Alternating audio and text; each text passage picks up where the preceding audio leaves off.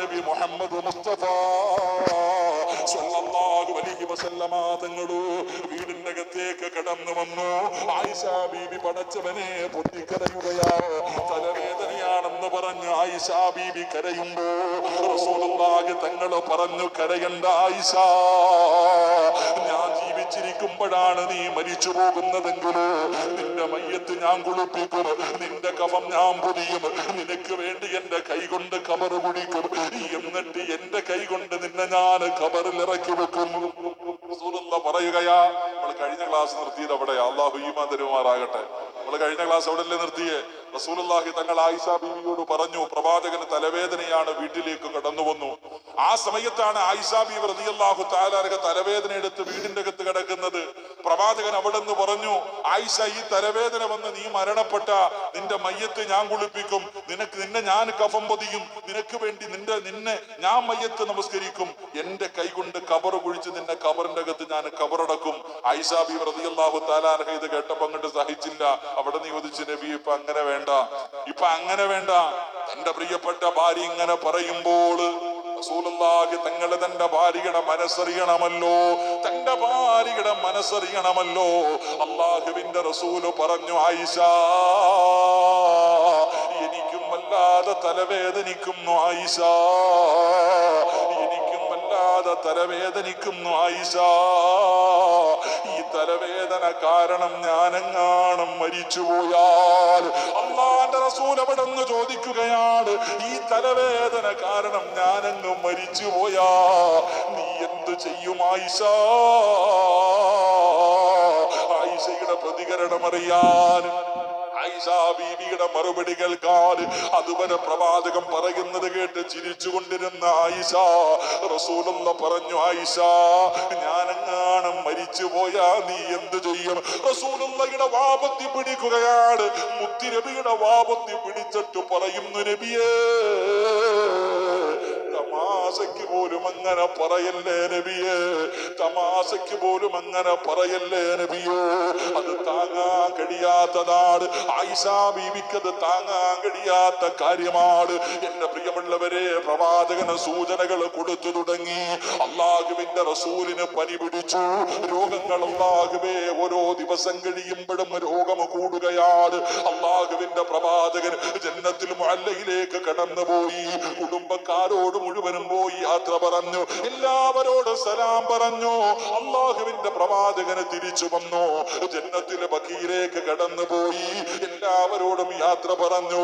തന്റെ ഭാര്യമാരോട്, തന്റെ മക്കളോട്, മരണപ്പെട്ടവരുടെ ഖബറിന്റെ ചാരത്ത് ചെന്നിരുന്ന് ദുആ ചെയ്തു. ഓരോ ദിവസം കഴിയുമ്പോഴും പ്രവാചകന് രോഗം ഇങ്ങനെ കൂടുകയാണ്. പടച്ച റബ്ബേ, അള്ളാഹുവിന്റെ പ്രവാചകന് രോഗം ഇങ്ങനെ കൂടാൻ തുടങ്ങി.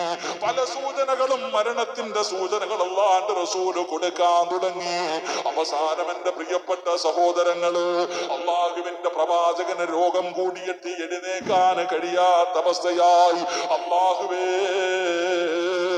അതാ ബാങ്ക് വിളിച്ചു കഴിയുമ്പോ ഒരു ദിവസം രോഗം പിടിച്ചു കിടക്കുന്ന പ്രവാചകന്റെ വീടിന്റെ മുന്നില് ഇഖാമത്തിന്റെ സമയമെത്തുമ്പോ ബിലാൽ തങ്ങൾ വിളിക്കുന്നു, യാ റസൂലല്ലാഹ്,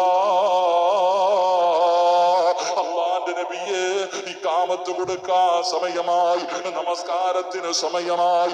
അള്ളാഹുവിന്റെ പ്രവാചകൻ അവിടെ നിന്ന് പറഞ്ഞു, ബിലാലേ, എനിക്ക് സുഖമില്ല ബിലാലേ, അബൂബക്കർ സിദ്ദീഖിനോട് ഇമാമത്ത് നിൽക്കാൻ പറ.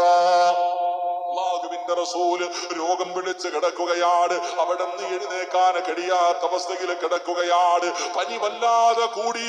റസൂലുള്ളാഹിന് വല്ലാത്ത ശരീരവേദനയായി. എഴുന്നേക്കാൻ കഴിയാതെ കിടക്കുമ്പോ ബിലാൽ തങ്ങൾ വീടിന്റെ മുന്നിൽ വന്ന് വിളിക്കുന്നു, നബിയേ, നമസ്കാരത്തിന് സമയമായി. അല്ലാഹുവിന്റെ റസൂൽ അവിടെ നിന്ന് പറഞ്ഞു, ബിലാലേ, അബൂബക്കറിനോട് നിസ്കരിക്കാൻ പറ, സിദ്ദീഖിനോട് ഇമാമത്ത് നിൽക്കാൻ പറ. പടച്ചവനെ, പ്രവാചകൻ ഇത് പറഞ്ഞു കഴിയുമ്പോ മസ്ജിദ് നബവിക്കകത്തൊരു കരച്ചിൽ കേൾക്കുകയാ. അല്ലാഹുവേ, ബിലാൽ തങ്ങളെ നിലവിളിക്കുകയാണ്. സ്വഹാബത്ത് ചോദിക്കുന്നു, എന്തേ ബിലാലേ, റസൂലുള്ളാഹിക്ക് എഴുന്നേൽക്കാൻ കഴിയുന്നില്ല? അബൂബക്കർ തങ്ങളോട് ഇമാമത്ത് നിൽക്കാൻ പറഞ്ഞിരിക്കുകയാണ്. ഇത് പറഞ്ഞു കഴിയുമ്പോ മസ്ജിദ് നബവിക്കകത്ത് സഹാബത്തിന്റെ കൂട്ടക്കരച്ചലാ. അല്ലാഹുവിന്റെ റസൂല് ചോദിക്കുന്നു, ആയിഷ എന്തേ ശബ്ദം കേൾക്കുന്നത്? അങ്ങ് നമസ്കരിക്കാൻ പോകാത്തത് കാരണം സ്വഹാബത്ത് കിടന്ന് കരയുകയാണ് നബിയേ. അല്ലാഹുവിന്റെ പ്രവാചകം ദുആ ചെയ്യുകയാണ്, റബ്ബേ എനിക്ക് പോകാനുള്ള ആഫിയത്ത് തരണേ അല്ലാ. അവിടുന്ന് ദുആ ചെയ്തു. ചെറുതായിട്ട് പനിയൊന്ന് കുറഞ്ഞു, അവിടുത്തെ രോഗമൊന്ന് കുറഞ്ഞു. റസൂലുള്ളാഹി തങ്ങള് അലി റളിയല്ലാഹു തആല രണ്ട് സ്വഹാബികളുടെ കഴുത്തിൽ ഇങ്ങനെ കൈവെക്കുകയാണ്. എന്നിട്ട് നടക്കാൻ കഴിയാതെ കാലിങ്ങനെ തറയിലൂടെ വലിച്ചാണ് ഇഴഞ്ഞിഴഞ്ഞാണ് കൊണ്ടുപോയത്. റസൂലുള്ളാഹി തങ്ങള് മസ്ജിദ് നബവിയുടെ മിഹ്റാബിന്റെ പടിയിലിരുന്നു. പ്രവാചകന് മുകളിലേക്ക് കേറാൻ കഴിയുന്നില്ല. ആ പടിയിലിരുന്നിട്ട് അല്ലാഹുവിന്റെ റസൂൽ അവിടുന്ന് സ്വഹാബത്തിനോട് പറഞ്ഞു, സ്വഹാബാ, എനിക്ക് നിങ്ങളോടൊരു കാര്യം പറയാനുണ്ട്. അവിടുന്ന് പ്രവാചകൻ ചില ഉപദേശങ്ങൾ കൊടുത്തു. റസൂല് സല്ലല്ലാഹു അലൈഹി വസല്ലം തങ്ങള് മിഹ്റാബിൽ കയറി ഇരുന്നിട്ട് ചില ഉപദേശങ്ങളൊക്കെ കൊടുത്തിട്ട് തന്റെ സ്വഹാബത്തിനോട് പറഞ്ഞു, സ്വഹാബ, ഞാൻ നിങ്ങളുടെ ആരുടെയെങ്കിലും മനസ്സ് വേദനിപ്പിച്ചിട്ടുണ്ടെങ്കിൽ, ഞാൻ നിങ്ങളെ ആരെയെങ്കിലും ഉപദ്രവിച്ചിട്ടുണ്ടെങ്കിൽ നിങ്ങൾ അള്ളാഹുവിന്റെ മുന്നിലേക്ക് മാറ്റിവെക്കരുത്, എനിക്ക് പൊരുത്തപ്പെട്ട് തരണേ എന്ന് നബി മുഹമ്മദ് മുസ്തഫ സല്ലല്ലാഹു അലൈഹി വസല്ലമ തങ്ങൾ സഹാബത്തിനോട് ചോദിച്ചു, സഹാബ, ഞാൻ നിങ്ങളെ ആരെയെങ്കിലും വേദനിപ്പിച്ചിട്ടുണ്ടെങ്കിൽ, നിങ്ങൾ ആരെയെങ്കിലും ഞാൻ ഉപദ്രവിച്ചിട്ടുണ്ടെങ്കിൽ നിങ്ങൾ എനിക്ക് പൊരുത്തപ്പെട്ട് തരണം, അള്ളാഹുവിന്റെ മുന്നിലേക്ക് മാറ്റിവെക്കരുത്. പ്രവാചകൻ പൊരുത്തം ചോദിക്കുകയാണ്. ആർക്കെങ്കിലും ഞാൻ എന്തെങ്കിലും സാമ്പത്തികമായി വല്ലതും തരാനുണ്ടെങ്കിൽ എന്റെ അടുക്കൽ നിന്ന് നിങ്ങൾ ചോദിച്ചു വാങ്ങണം. ഞാൻ നിങ്ങൾ ആരെങ്കിലും ഉപദ്രവിച്ചിട്ടുണ്ടെങ്കിൽ, ഉപദ്രവിക്കണമെങ്കിൽ തിരിച്ചുപദ്രവിക്കാം. ഞാൻ നിങ്ങൾ ആരെങ്കിലും തല്ലുകയോ പിടിക്കുകയോ ചെയ്തിട്ടുണ്ടെങ്കിൽ തല്ലണമെങ്കിൽ തല്ലി തീർക്കാം. ഇല്ലെങ്കിൽ എനിക്ക് നിങ്ങൾ പൊരുത്തപ്പെട്ട് തരണം. അള്ളാഹുവിന്റെ പ്രവാചകന് സ്വഹാബത്തിനോട് പൊരുത്തം ചോദിച്ചു. എന്റെ പ്രിയപ്പെട്ടവരെ, അവസാനം അതത്ര സഹിക്കാൻ കഴിഞ്ഞില്ല സഹാബത്തിന്. ഒരുപാട് ചരിത്രങ്ങൾ ആ സമയത്തുണ്ട്.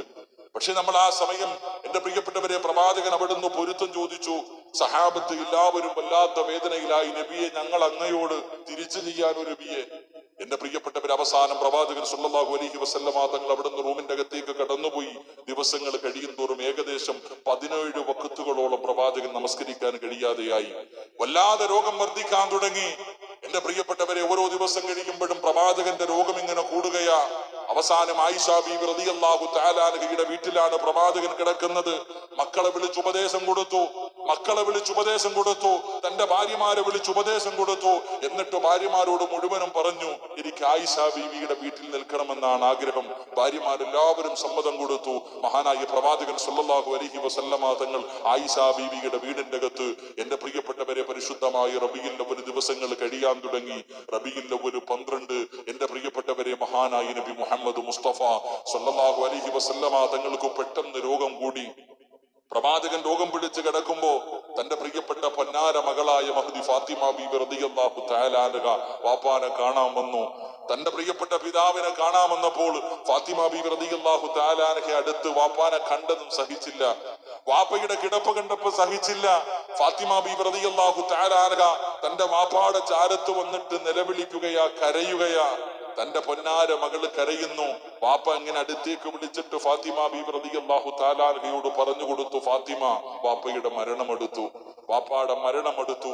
ചില അടയാളങ്ങൾ ഞാൻ കണ്ടു തുടങ്ങി. പ്രവാചകൻ സല്ലല്ലാഹു അലൈഹി വസല്ലമ തങ്ങൾ ഇത് പറഞ്ഞു കൊടുക്കുമ്പോ ഫാത്തിമ ബീബി പൊട്ടിക്കരയാൻ തുടങ്ങി. അവിടെന്ന് പറഞ്ഞു, നിന്റെ വാപ്പയുടെ മരണമെടുത്തു എന്ന് പ്രവാചകൻ പറഞ്ഞപ്പോ, അടയാളങ്ങൾ പറഞ്ഞു കൊടുത്തപ്പോ ഫാത്തിമ ബീബി റളിയല്ലാഹു തആല അൻഹ കരയാൻ തുടങ്ങി. റസൂലുള്ളാഹി സ്വല്ലല്ലാഹു അലൈഹി വസല്ലം കല്യാണ പാർട്ടി വന്നു.